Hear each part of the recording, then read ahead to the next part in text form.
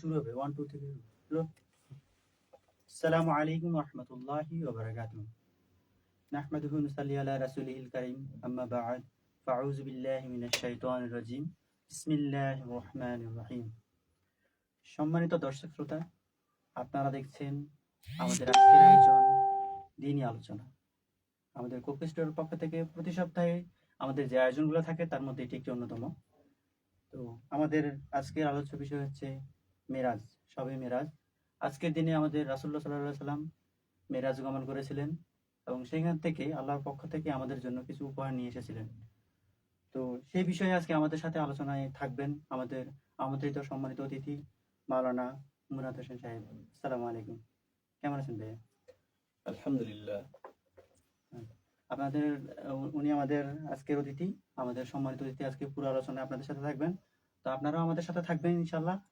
পুরো আলোচনা শুনবেন এবং আমাদের আজকের আলোচনা দেশে এবং প্রবাসে যারা আমাদের সাথে দেখছেন প্রত্যেককে জানাচ্ছি অন্তরের অন্তঃস্থল থেকে মোবারকবাদ ও অভিনন্দন। তো আজ আর দেরি করব না, আমরা আলোচনায় যাব। আলোচনার বিষয় হচ্ছে শবে মেরাজ। যদি আপনাদের কারো কোনো বিষয় জানার ইচ্ছে থাকে এই বিষয়ে আপনারা কমেন্ট সেকশনে কমেন্ট করতে পারেন এবং প্লিজ আমাদের লাইভটা শেয়ার করে দিবেন। আপনার মাধ্যমে অন্য একটা ভাই সওয়াবের ভাগীদার হতে পারে, এই সুযোগটা করে দিবেন। তো আর কথা নয়, শুরু করছি আমাদের আজকের আলোচনা, দ্বীনি আলোচনা। জি ভাইয়া, শুরু করেন। আসসালামু আলাইকুম ওয়া রাহমাতুল্লাহি ওয়া বারাকাতুহু। আমি প্রথমে একটা বিষয় দিয়ে শুরু করি। আমাদের যে মিরাজ, আমাদের মিরাজটা আসলে কি? এই মিরাজ সম্পর্কে একটু জানার উদ্দেশ্য আছে সবাইকে উদ্দেশ্যে একটু করে বলেন যে এই মিরাজটা আসলে কি? আল্লাহ রাব্বুল আলামিন কোরআনুল কারীমের সূরা বানী ইসরাঈলের শুরুতে বলছেন, আউযু বিল্লাহি মিনাশ শাইতানির রাজীম, বিসমিল্লাহির রহমানির রহিম। সুবহানাল্লাযী আসরা বিআবদিহি লাইলাম মিনাল মাসজিদিল হারামি ইলাল মাসজিদিল আকসা أقصى الذي باركنا حوله لنريه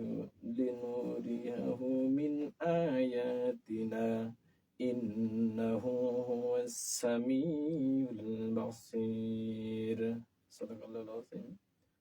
আল্লাহ পাক বলছেন, সুবহানাল্লাযী, যিনি পবিত্র সত্তা, তার রাসূলকে শবে মেরাজ করিয়েছেন মুহাম্মদ রাসূলুল্লাহ সাল্লাল্লাহু আলাইহি ওয়াসাল্লাম।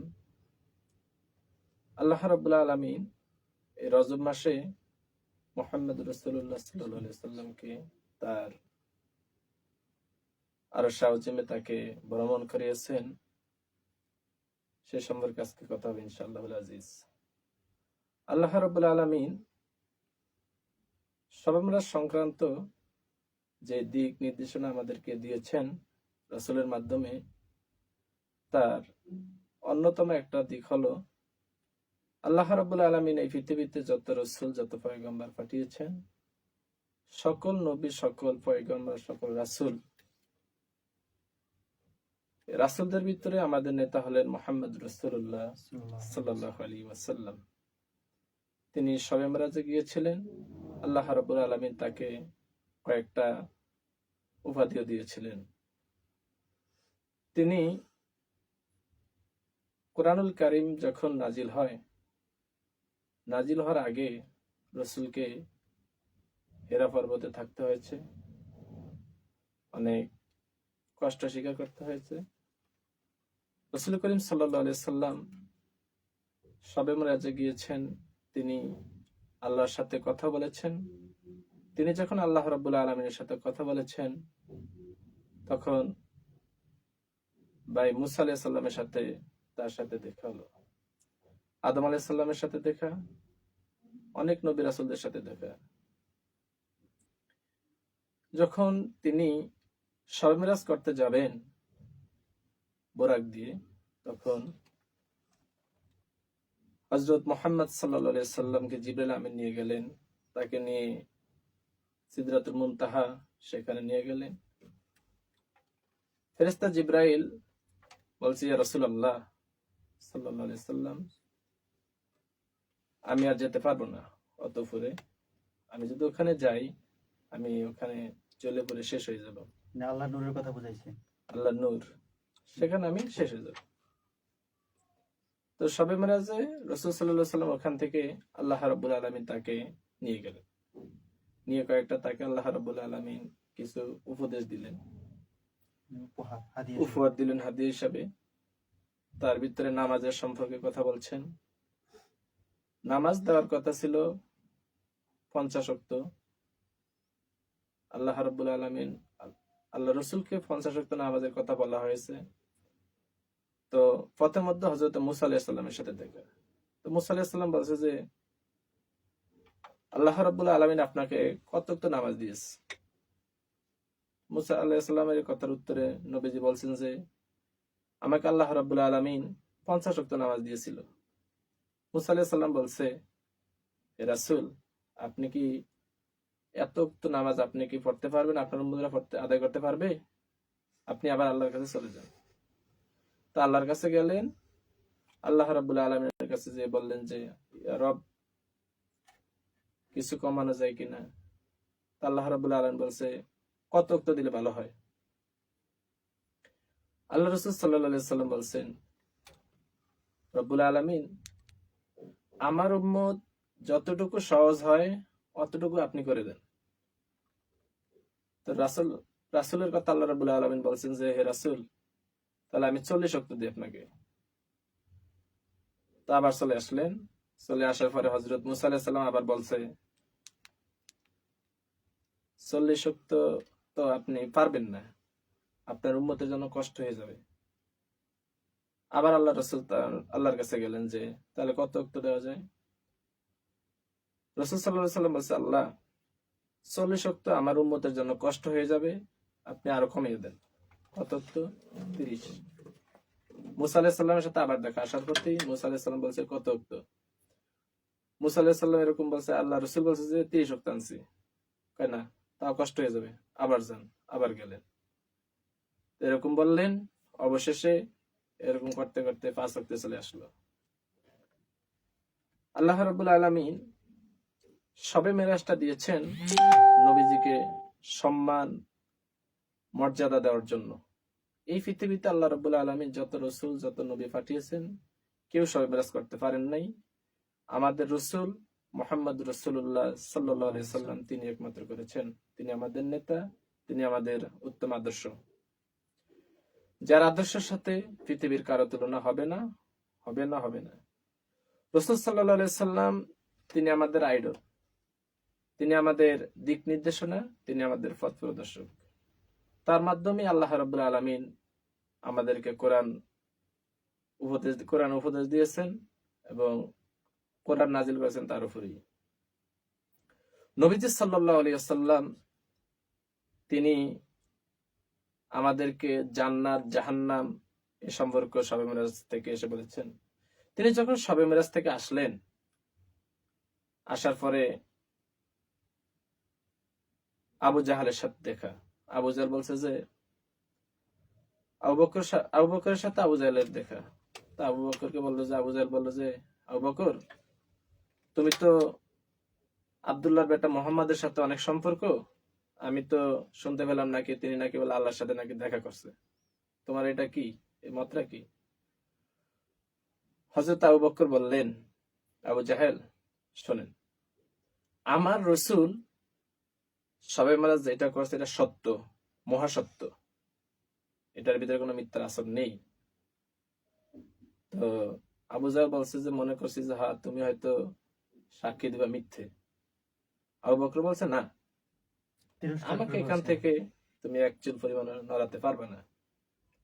পরের দিন সকালবেলা নবীজির সাথে আবু বকরের সাথে দেখা। আবু বকর রাদিয়াল্লাহু আনহুর সাথে দেখা। নবীজি বলছে যে আবু বকর, আমি যে আজকে শবে মেরাজ থেকে আসলাম, আল্লাহর সাথে কথাবার্তা করে আসলাম, কথা বললাম, নামাজের সম্পর্কে বললাম, আরো দিক নির্দেশনা আল্লাহ পাক আমাকে দেখিয়ে দিল, তুমি কি এটা বিশ্বাস করো? হযরত আবু বকর এক সুরে এক কণ্ঠে বললেন যে ইয়া রাসূলুল্লাহ, আপনি যা করেছেন পুরাটাই সত্য। সুবহানাল্লাহ। নবীজি সাল্লাল্লাহু আলাইহি সাল্লাম বলছেন, আবু বকর, শুধু তুমি আজকে আবু বকর নও, তুমি হলো সিদ্দিক আকবর, সুবহানাল্লাহ। বিশ্বস্ত। বিশ্বস্ত, এবং তুমি যে কথাটা বলছো এটাই সত্য, এটা মহাসত্য। আমরা জানি নবীজি সাল্লাল্লাহু আলাইহি সাল্লাম শবে মেরাজে গিয়েছিলেন, যাইতে আসতে তিনি মাত্র 27 মিনিট সময় লেগেছে। এটা আল্লাহ তাআলা করে এটা আল্লাহ রাব্বুল আলামিন কুদরতের মাধ্যমে তিনি এটা দেখিয়ে করেছেন। দিয়েছেন এবং বাস্তবায়িত করছেন। নবীজি সাল্লাল্লাহু আলাইহি সাল্লাম সারা পৃথিবীর আইডল, মুসলমানদের এবং যত মানুষ পৃথিবীতে আছে সকলের জন্য আমাদের রাসূল আইডল এবং নেতা। দুনিয়ার জন্য তিনি রহমত। তিনি দুনিয়ার জন্য রহমত, তিনি সব জায়গার জন্য রহমত। আল্লাহ পাক তার ব্যাপারে সূরাতুল আহজাবের 21 নম্বর আয়াতে বলছেন, আউযু বিল্লাহি মিনাশ শাইতানির রাজিম, বিসমিল্লাহির রহমানির রহিম। লাকাদ কানা লাকুম ফি রাসূলিল্লাহি উসওয়াতুন হাসানা। আল্লাহ পাক বলেন, হে রাসূল, আপনাকে আমি উত্তম আদর্শ দিয়ে পৃথিবীতে পাঠিয়েছি। একমাত্র শুধুমাত্র উত্তম আদর্শ মুহাম্মদ সাল্লাল্লাহু আলাইহি ওয়াসাল্লাম, তিনি উত্তম আদর্শ এবং নেতা। তাকে বাদ দিয়ে অন্য কেউ নেতা হতে পারে না। সুতরাং নেতা হলে একজনই হতে পারে, তিনি হলেন সাইয়্যিদুল মুরসালিন, আশরাফুল আম্বিয়া, নবী মুহাম্মদ রাসূলুল্লাহ সাল্লাল্লাহু আলাইহি সাল্লাম। আজকে আমরা শবে মেরাজ সম্পর্কে যে কথাগুলো বলতেছি, আমরা এই শবে মেরাজ সম্পর্কে আগেও জেনেছি, এখনো জানি, ভবিষ্যতে জানবো।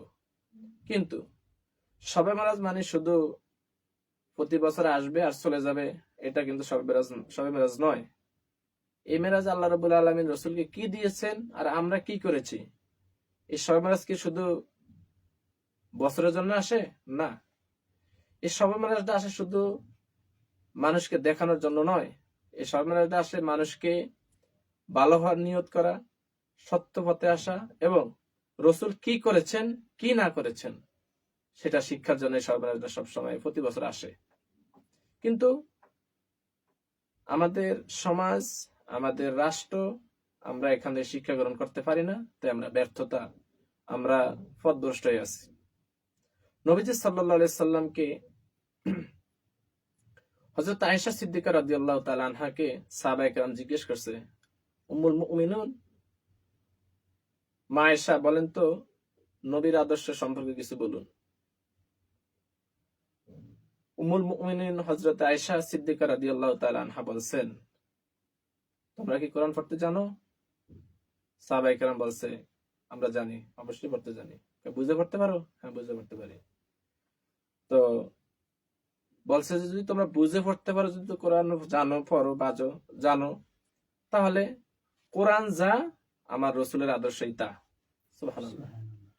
সাহাবায়ে কেরাম এই কথা শুনলেন এবং এটাই আসলে সাহাবায়ে কেরাম নবীর আদর্শকে ফলো করেছেন, রাসূল যা করেছেন তাই সাহাবায়ে কেরাম করেছেন। আমরাও যদি রাসূলের কথা মানি, রাসূলের দেখানো পথ অনুযায়ী চলি, সাহাবায়ে কেরামদের পথ অনুযায়ী চলি, অবশ্যই আমরা শান্তিতে থাকতে পারবো, বসবাস করতে পারবো।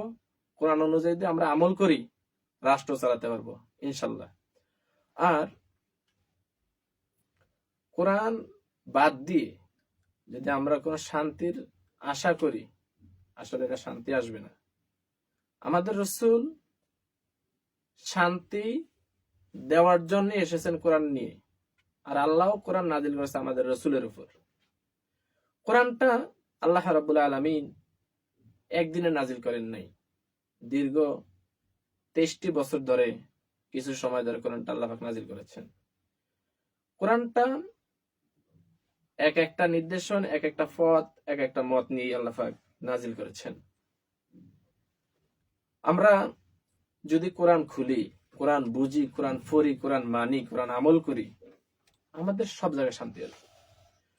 আর শবে মেরাজ এই সংক্রান্ত উলামায়ে কেরাম অনেকেই এ সম্পর্কে বয়ান করেছেন, আলোচনা করেছেন। আমরা শবে মেরাজে কি শিখতে পারি, কি শিখি নাই, সেটাকে আমরা আজকে বলবো। এবং একটা প্রশ্ন, ছোট্ট একটা প্রশ্ন, সেটা হচ্ছে যে আমাদের একজন কমেন্ট করে বলছে শবে মেরাজের কোনো নির্দিষ্ট আমল আছে কিনা? আমরা তো অনেকে অনেক আমল করি শবে মেরাজ উদ্দেশ্য করে। হুম। এটাকে একটা মানে ওই যে শবে কদর যেভাবে পালন করি ঠিক এভাবেই মনে করে ফেলি। এখন এরকম কোনো আমল আছে কিনা আমাদের এই শবে মেরাজ উপলক্ষে? আচ্ছা, আচ্ছা। শবে মেরাজ আসলে ওরকম কোন আমল ওরকম নেই। যদি আপনি ইচ্ছে করেন রজব মাসে কিছু রোজা রাখতে পারেন। হুম। রোজা রাখার কথা কোরআনে হাদিসে আছে, রাসূল বলছেন আপনি ইচ্ছে করলে রাখতে পারেন। কারণ রজবের পরে হলো শাবান, শাবানের পরেই হলো রমজান। রমজান। আমরা একটা দোয়া জানি, আল্লাহুম্মা বারিক লানা ফি রজব ওয়া শাবান ওয়া বাল্লিগনা রমাদান। আমরা এটা অনেকেই জানি এই দোয়াটা। রাসূল করিম সাল্লাল্লাহু আলাইহি সাল্লাম যখন রজব মাস আসতেন তখনই তিনি এই দোয়াটা পড়তেন। সাহাবায়ে কেরামরাও আমল করতেন, পড়তেন। আমরা এটা পড়ব এবং আমল করব, এবং যদি আমরা ইচ্ছে করি, যদি আমরা চাই যে আমরা রোজা রাখবো, আমরা রাখতে পারবো, কোনো সমস্যা নেই। এছাড়া আর কোনো আমল নির্দিষ্ট নাই? এছাড়া আর ওরকম নির্দিষ্ট আমল ওরকম আছে কিনা আমার পুরোটা আসলে জানা নেই। তবে যদি আপনারা চান, ওলামায়ে কেরাম যারা আছে তাদের থেকে জেনে নিতে পারবেন ইনশাল্লাহ। আর আমি বলবো, আমরা যারা বিশেষ করে কোরআন জানি না, জি। জানার ইচ্ছে থাকলে অবশ্যই কোরআন আমরা জানবো, শিখবো। অবশ্যই জানাটা আমাদের ফরজ। আর সামনে যাতে কোরআন নাজিলের মাস আসতেছে, সবে শাবান মাস শেষেই, রজব মাস শেষ পর্যায়ে, শাবান মাস যাতে আসতেছে, শাবান মাসের পরই হলো রমজান। রমজান মাসটা কোরআন নাজিলের মাস। এই মাসে আমরা কোরআন শিখবো। এখন থেকেই যদি আমরা কোরআনটা শিখি, ইনশাল্লাহ বলতে পারি আমরা আসলেই পরিপূর্ণতা পেয়ে যাব। আর যদি কোরআন না জানি, কোরআন অনুযায়ী যদি আমল না করি, দুনিয়াতেও অপমানিত হব, পরকালে তা আছেই। সুতরাং কোরআনটা জানবো, মানবো, আমল করব। আল্লাহ পাক কোরআনুল কারীম সূরা আলে ইমরানে বলছেন, وَمَن يَبْتَغِي غَيْرَ الْإِسْلَامِ دِينًا فَلَن يُقْبَلَ مِنْهُ وَهُوَ فِي الْآخِرَةِ مِنَ الْخَاسِرِينَ। আল্লাহ পাক বলেন যে আমার জীবন ব্যবস্থা বাদ দিয়ে, আমার ইসলাম বাদ দিয়ে যদি তোমরা অন্য ধর্ম, অন্য পথ যদি অবলম্বন করো, মানো, চলো, তাহলে কি হবে? মিনাল খাসিরিন, তাহলে পরকালে তোমরা ক্ষতিগ্রস্তদের অন্তর্ভুক্ত হয়ে যাবে। আর আল্লাহ পাক সূরা আলে ইমরানের 19 নম্বর আয়াতে বলছে, ইন্নাদ দীনা ইনদাল্লাহিল ইসলাম, একমাত্র শুধুমাত্র ধর্ম একটাই, তার নাম ইসলাম। ইসলাম, ইসলাম, আল্লাহর কাছে গ্রহণযোগ্য ধর্ম একমাত্র ইসলাম। ইসলাম গ্রহণযোগ্যতা এবং জীবন ব্যবস্থা একটাই, সেটার নাম হলো ইসলাম। আর যত ধর্ম, যত মত আছে সব হলো বাতিল। আল্লাহ পাক কোরআনের অসংখ্য জায়গায় ইসলাম, কোরআন, এটার বিপরীতে কথা অনেক বলা হয়েছে, এবং মুসলমানদের কথা বলা হয়েছে। কিন্তু কোরআনে আপনি কোন ধর্মের কথা পাবেন না, শুধু ইসলামের নামই পাবেন। এবং কোরআনে অন্য কোন জাতির নাম পাবেন না, শুধু আমাদের জাতি মুসলিম, আমরা যে মুসলিম এটা নামই পাবেন। দুঃখজনক হলো সত্ত্বেও আজকে আমরা মুসলমান হয়ে কোরআন জানি না, কোরআন পড়তে পারি না, কোরআন কি বলেছে তা আমরা জানি না, জানলেও আমরা আমল করি না। আর যদি আমরা কোরআনটা ভালো করে বুঝতাম, যদি আমল করতাম, তাহলে আজকে আমাদের এই অধঃপতন হতো না।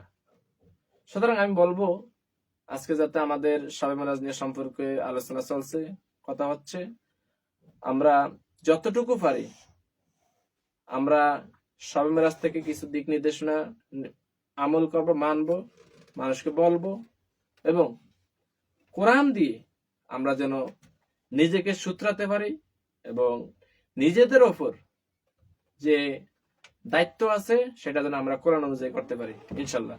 আর কোরআন অনুযায়ী যদি আমরা আমল করি, অবশ্যই আল্লাহ রাব্বুল আলামিন এর প্রতিদান অবশ্যই আমাদেরকে দান করবেন। আর শবে মেরাজ এটা আমরা সবাই জানি, আর এটার ভিতরে ওরকম গুরুত্বপূর্ণ কোনো আমল আমি হয়তো পাইনি। আপনারা যদি পেয়ে থাকেন অবশ্যই উলামায়ে কেরামদের থেকে শুনবেন, জানবেন, এবং যেটাই করবেন জেনে বুঝে করবেন। যেটাই করবেন কোরআন দিয়ে যাচাই বাছাই করে জানবেন এবং হাদিস অনুযায়ী জানবেন। আচ্ছা, মুখস্থ কিছু আমাদের জানা যাবে না। আর ছোট্ট প্রশ্ন, সেটা হচ্ছে যে আমাদের রাসূল সাল্লাল্লাহু আলাইহি ওয়াসাল্লাম যখন মিরাজে আমাদের জন্য নামাজ নিয়ে আসছেন, সালাত 50 ওয়াক্ত সালাত, ওই সালাতটা কমতে কমতে 5 ওয়াক্তে গেছে। এখন আমরা কি ওই 5 ওয়াক্ত নামাজ আদায় করলে ওই 50 ওয়াক্ত সওয়াব পাবো? হ্যাঁ, ওইটা অবশ্যই পাবো আমরা। আল্লাহ পাক যখন 50 ওয়াক্ত নামাজের কথা আল্লাহ রাসূলকে বলছেন, ও 50 ওয়াক্ত কমাইতে কমাইতে যখন 5 ওয়াক্তে চলে আসছে, ওই 5 ওয়াক্তটা আল্লাহ রাব্বুল আলামিন 50 ওয়াক্তের মর্যাদা দিয়ে দিয়েছে। এই সম্পর্কে আল্লাহ পাক আল্লাহ রাসূল হাদিসে বলছেন। আর আমরা জানি ইসলাম এবং ইসলামের ভিত্তি, যেটাকে ইসলামের ভিত্তি বলা হয় বা খুঁটি বলা হয়, আমরা জানি ইসলামের ভিত্তি হলো 5টা। 5টার ভিতরে নামাজ আছে, কালিমা, নামাজ, রোজা, হজ, যাকাত, এই 5টা বিধান আছে, 5টা ভিত্তি আছে। এই ভিত্তিটার ভিতরে প্রথমেই আল্লাহ পাক বলে দিয়েছেন আগে ঈমান আনো, এরপরে নামাজ পড়ো, নামাজ আদায় করো। দ্বিতীয় সর্বোচ্চ গুরুত্ব হচ্ছে নামাজ।